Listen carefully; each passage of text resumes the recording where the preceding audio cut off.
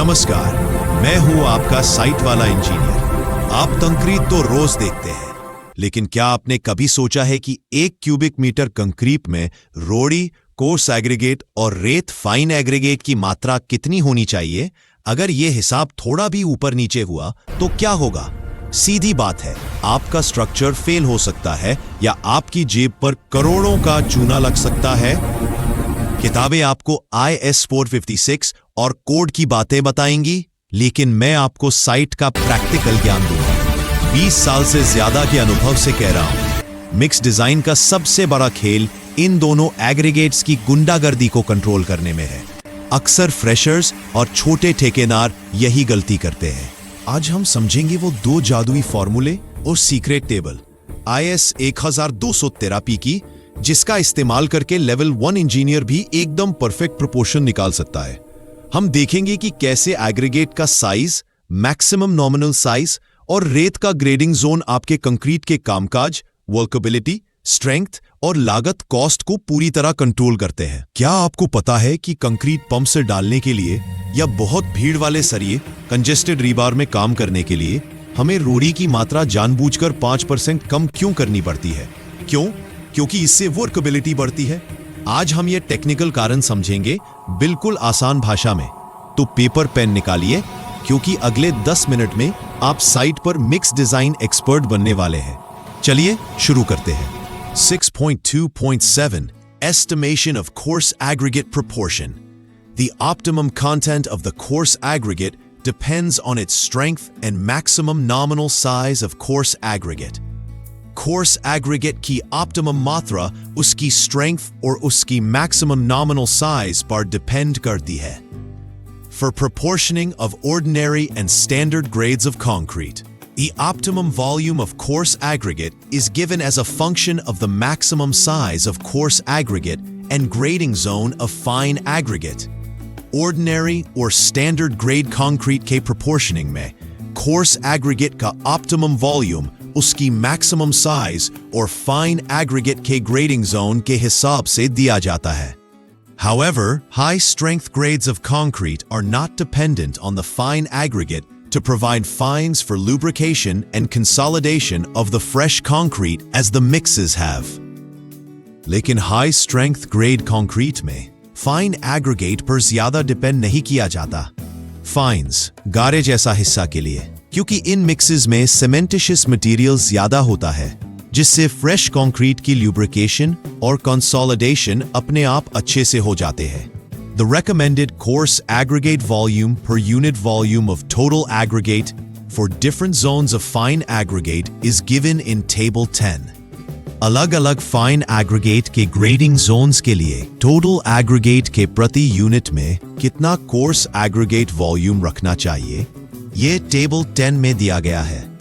For more workable concrete mixes, which is sometimes required when placement is by pump or when the concrete is required to be worked around congested reinforcing steel, it may be desirable to reduce the estimated coarse aggregate content determined using Table 10 up to 5%. अगर concrete को ज्यादा workable बनाना हो, जैसे concrete pump से डालना हो या congested reinforcing steel के आसपास काम करना हो, तो टेबल 10 से निकली हुई कोर्स एग्रीगेट की मात्रा को लगभग 5% तक कम किया जा सकता है। However, caution shall be exercised to assure that the resulting slump, water-cement ratio, and strength properties of concrete are consistent with the recommendations of IS 456 and meet project specification requirements as applicable.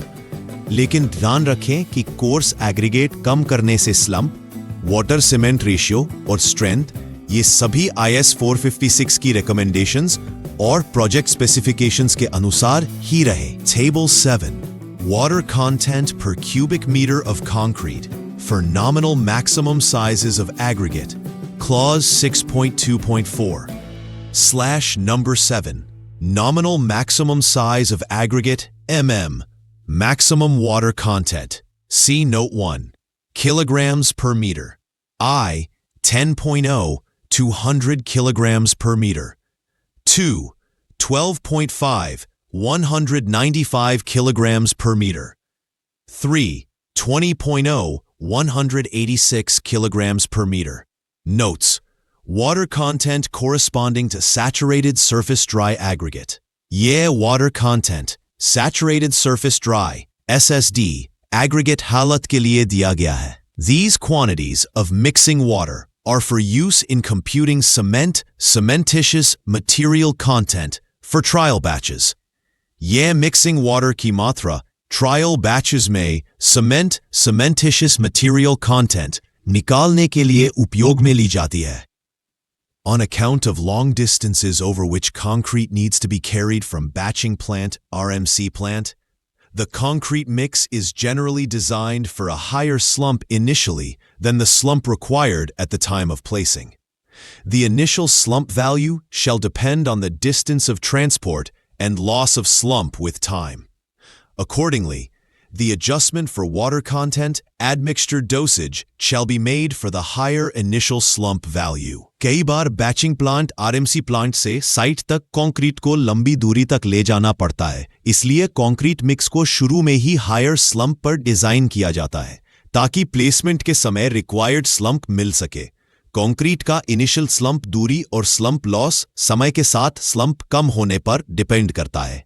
इसलिए water content और admixture dosage की adjustment हमेशा initial higher slump के हिसाब से की जानी चाहिए. 6.2.8 Estimation of fine and coarse aggregate contents. With the completion of procedure given in 6.2.4, 6.2.5, and 6.2.6, all the ingredients would have been estimated except the coarse and fine aggregate content. Clause 6.2.4, 6.2.5 और 6.2.6 की procedure पूरी होने के बाद concrete के सारे ingredients estimate हो जाते हैं, बस coarse aggregate or fine aggregate को छोड़कर.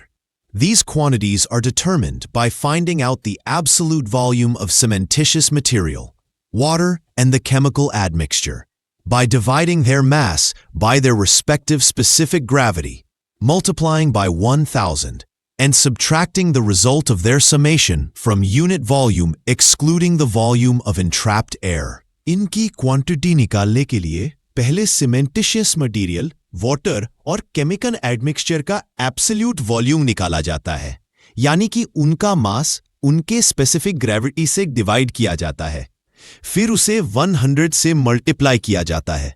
इसके बाद इन सब वॉल्यूम्स का total unit volume 1 metre cube से माइनस किया जाता है और एंट्रैप्ड एयर का वॉल्यूम रिमूव करके फाइनल एग्रीगेट वॉल्यूम मिलता है.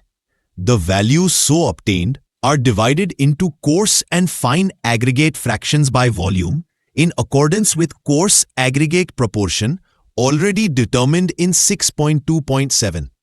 जो total aggregate volume मिलता है उसे coarse aggregate proportion जो 6.2.7 में निकाला गया था के अनुसार coarse और fine aggregate के volume fractions में divide किया जाता है. The coarse and fine aggregate contents are then determined by multiplying their volume with their respective specific gravities and multiplying by 1000. इसके बाद coarse aggregate और fine aggregate की quantity निकालने के लिए उनके volume को उनके specific gravity से multiply किया जाता है और फिर 1000 से multiply करके mass किलोग्राम पर मीटर क्यूब प्राप्त किया जाता है.